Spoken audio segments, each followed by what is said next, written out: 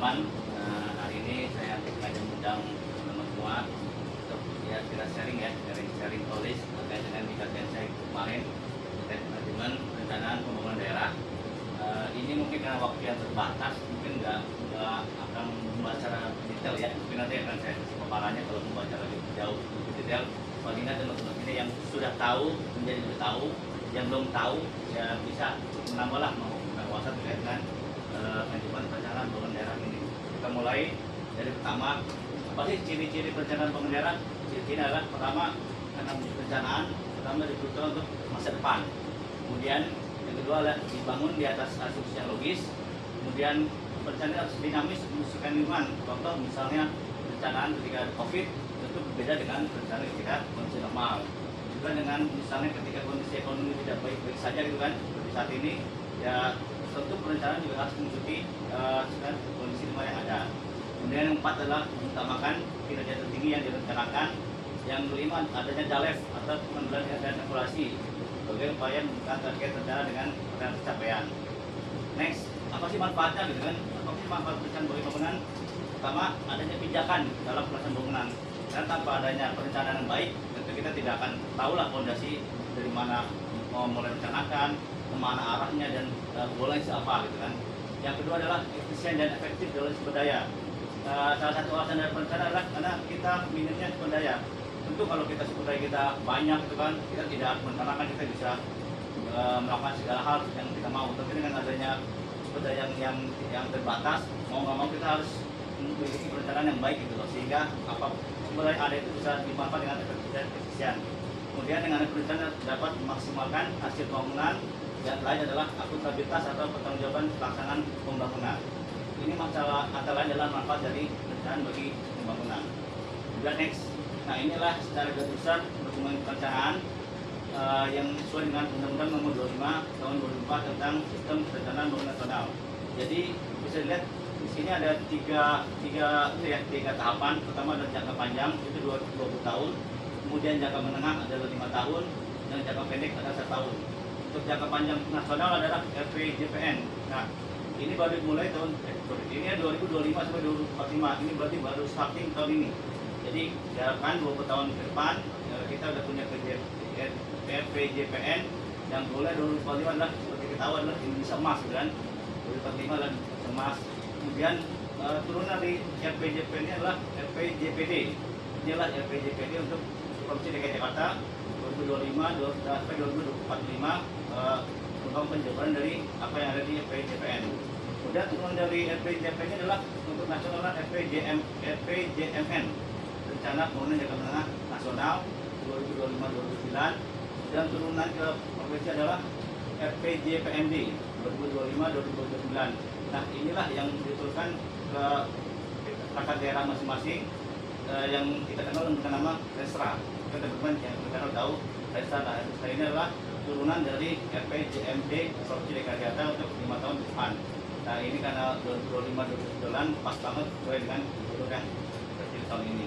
Kemudian turunan dari RPJMD adalah RKP untuk nasional, yang untuk Provinsi DKI adalah RKPD, rencana kerja pemerintah daerah. Nah untuk turunan ke kita ke daerah adalah Renja. Nah ini yang kita buat di setiap tahun. Renja ini adalah turunan dari Rensa di Rensa ini, turunan Rensa perangkat daerah, turunannya adalah Renja. Ini adalah 5 tahun.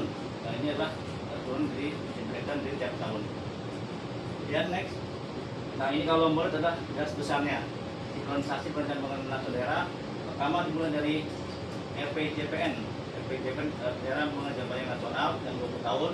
Nah ini diacu menjadi RPJPD, rencana pembangunan jangka panjang daerah 20 tahun.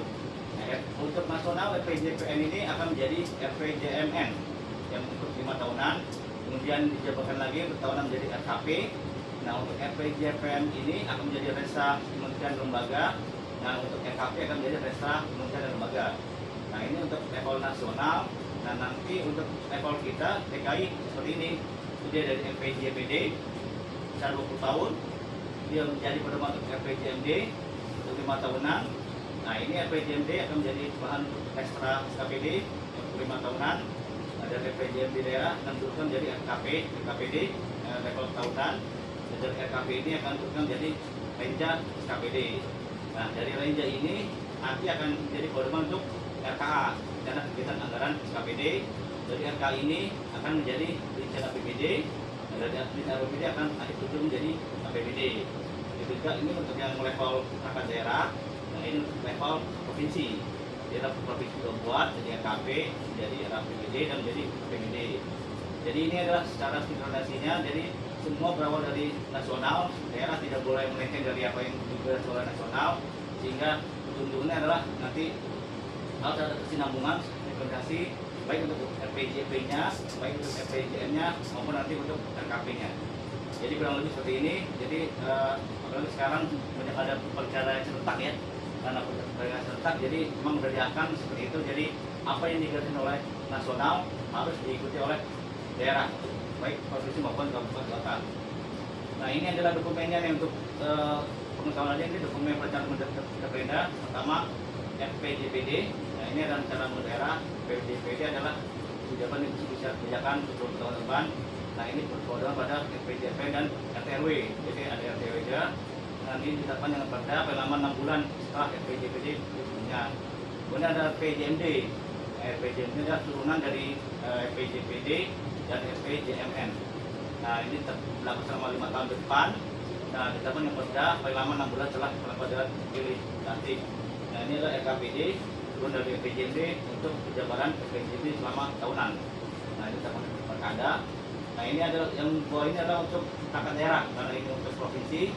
Nah, ini adalah untuk perangkat daerahnya nih, seperti dinas dan badan. Untuk yang 5 tahun ada Restra, dan tahunan adalah Renja.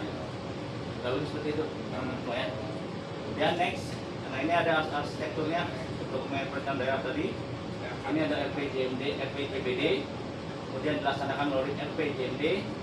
Kemudian dari RPJMD akan dijabarkan untuk masing-masing PD di dalam Restra 5 tahunan. Kemudian untuk tahunan sendiri dijabarkan dalam RKPD. Nah, untuk Restra perangkat daerah dijabarkan dalam bentuk Renja. Nah, dalam RKPD ini untuk provinsi akan dijabarkan jadi KUA dan PPAS. KUA ini adalah pengelolaan anggaran dan PPAS adalah plafon anggaran sementara. Dari ini dibuatlah rancangan APBD. Dan untuk perangkat daerah sendiri dari Renja akan menjadi RKA karena anggaran pembangunan daerah, perangkat daerah. Kemudian digabung oleh provinsi menjadi rancangan APBD. Jadilah APBD yang disahkan oleh Pemda, dan APBD lah muncul untuk BPM masing-masing perangkat daerah. Kalau untuk dari atas ini adalah dokumen perencanaan dan ini adalah dokumen anggaran. Ini adalah dua hal yang berbeda. Untuk ini misalnya di Bapeda, nah ini adalah BPKD. Kalau menurut guru saya ini adalah kita bermain di laut karena ini berdasarkan angan-angan itu kan, karena pada saat itu adalah angan-angan. Nah, ini adalah udah kita main di darat nih, sudah banyak peraturan hukumnya berlaku, karena kalau kita salah di sini bahaya karena udah mengikat. Kalau di sini ya karena kita main perencanaan ya bahaya gitu kan, cuma memang harus sesuai dengan kebijakan yang ada di atasnya.